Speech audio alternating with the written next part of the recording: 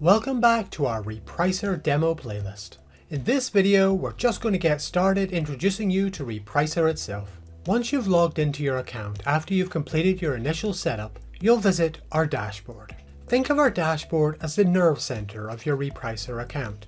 You'll be given vital statistical information about your products, how they're repricing, and the ability to take a look at some high-level insights. You can use the navigation on the left-hand side to explore the various features within Repricer.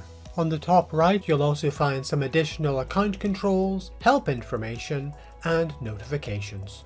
We won't be touching specifically on products in this video, but you can search for them using SKU, ASIN, or title using the search option on the top of your screen. So just taking a very quick look at your dashboard, your top headline bar gives you core statistical information about your account. First, we find out how many products are currently imported, how many are configured for repricing, and how many have yet to be configured. Last but far from least, we have how many products you've got that have currently secured the buy box. Moving down, we have our Repricer Insights.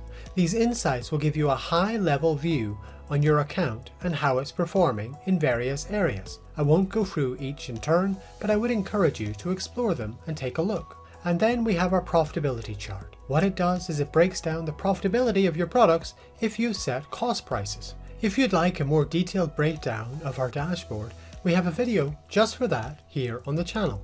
I've linked it in the description. Moving on to the next video in our playlist, we're going to take a look at Amazon repricing.